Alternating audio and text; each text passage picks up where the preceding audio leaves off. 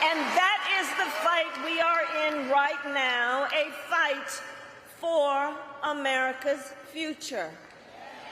We fight for a future with affordable child care, paid leave, and affordable health care. And unlike Donald Trump, I will always put the middle class and working class families first. Always. I come from the middle class. I know what I'm talking about.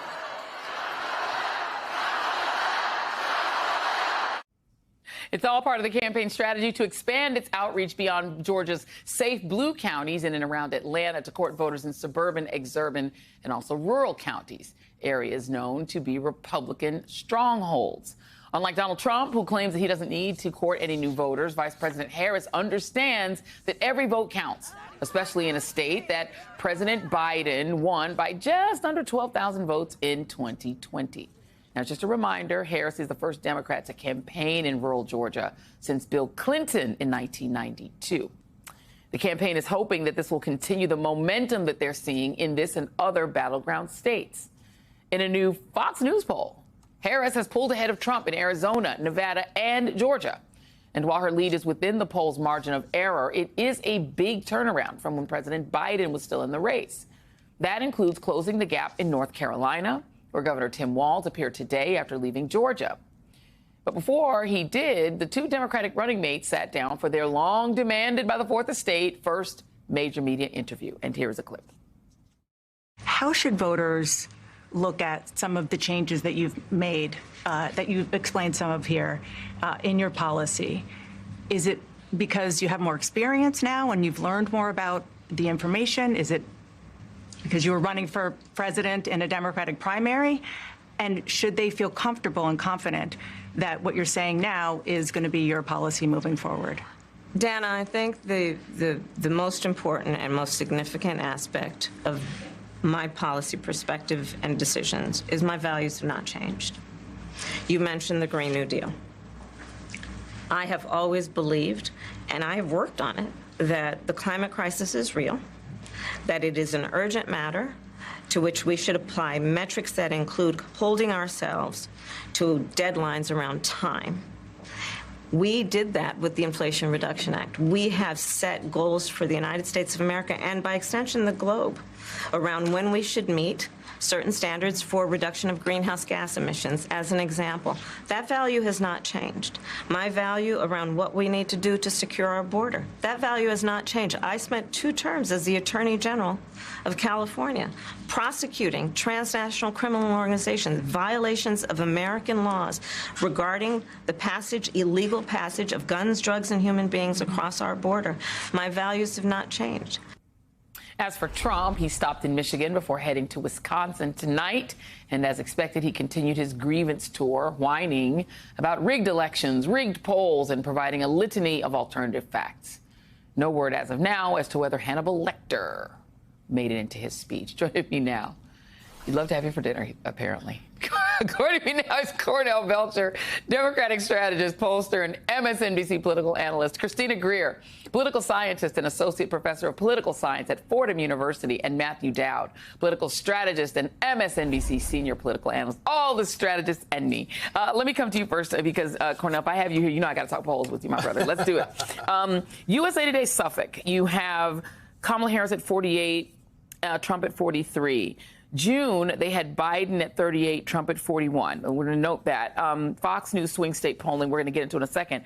When we went back, and you just go look at the polls, you say this a lot, Trump sort of stays where he is between 41, 44, he's in the low 40s, and everyone else seems to just lever around him. Does he have a ceiling? Is that what it is? Listen, I'm amazed because it's almost like we forget. This is a man who has never won even a plurality nationally, right? Yeah. This is someone who's not when the majority of Americans are not for him. So it's fascinating to me when he says he doesn't need any more votes because he needs some more votes. Yes, he does.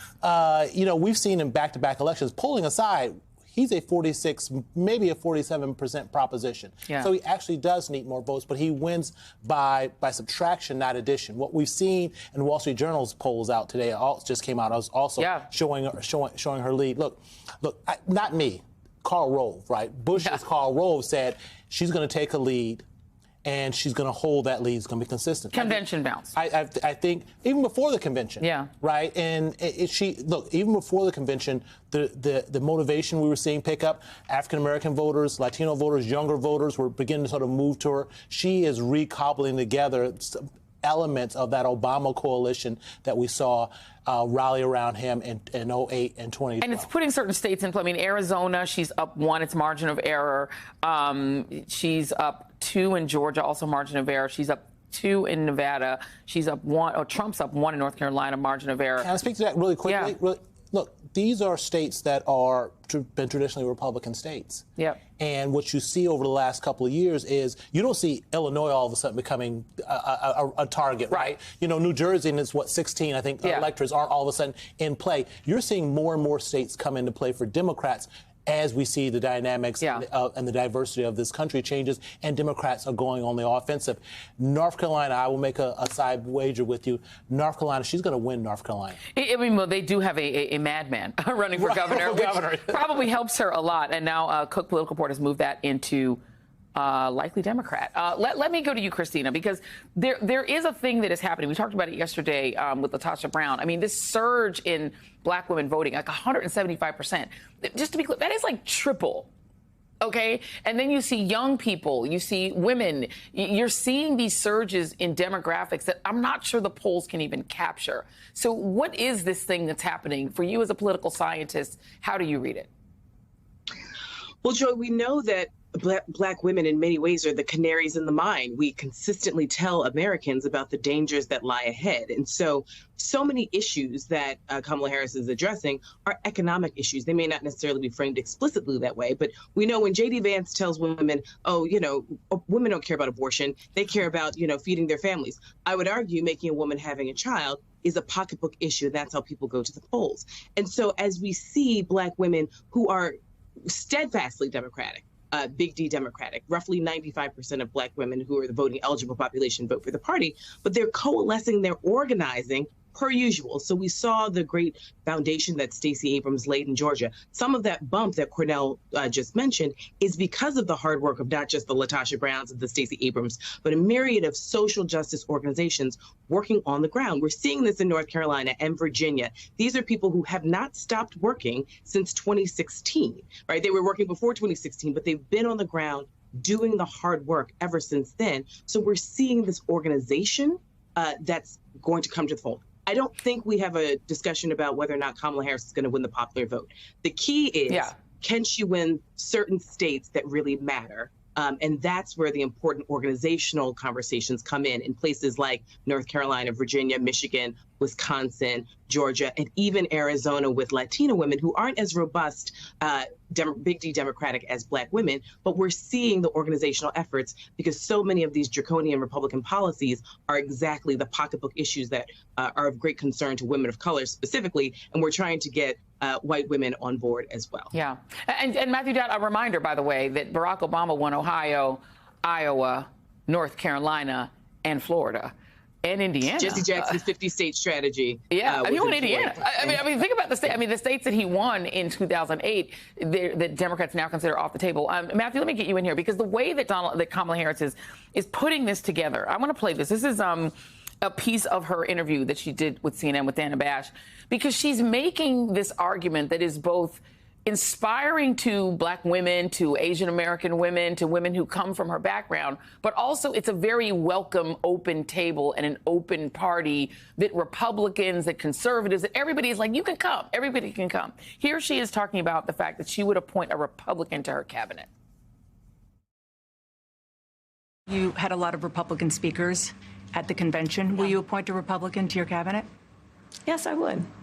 Anyone yes, in mind? I would. No one in particular in mind.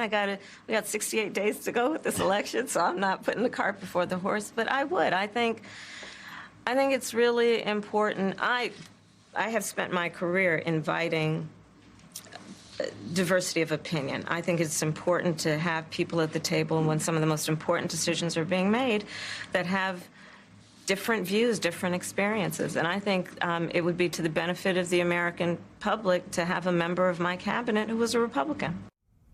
Matthew, you know, going to rural parts of the state that Republicans normally win, saying she'd put a Republican in her cabinet, all those Republicans, including Adam Kinzinger and the former lieutenant governor of Georgia, speaking at the convention, smart politics in your view?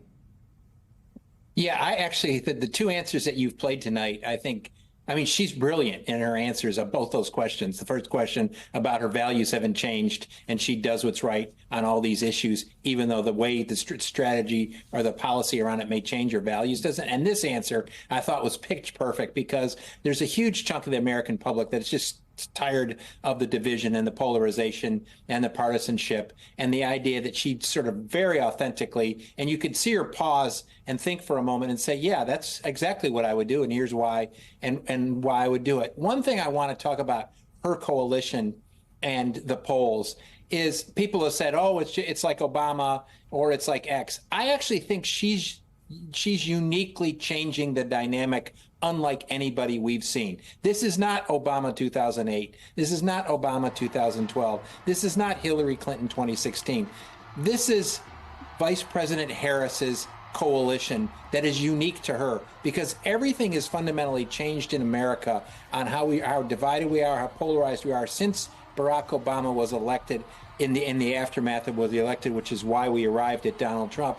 And so I think her coalition is fascinating, unique to her, and I think Governor Walz and how she's putting it together. And I think the moment she captured in the midst of this is unique to her, because she was actually the two candidates, people were reluctant to have to choose between Joe Biden and Donald Trump for whatever reason. She seems to be the one that has pierced that bubble and given people a new opportunity to look at things differently than they have for the last 5 or 6 years.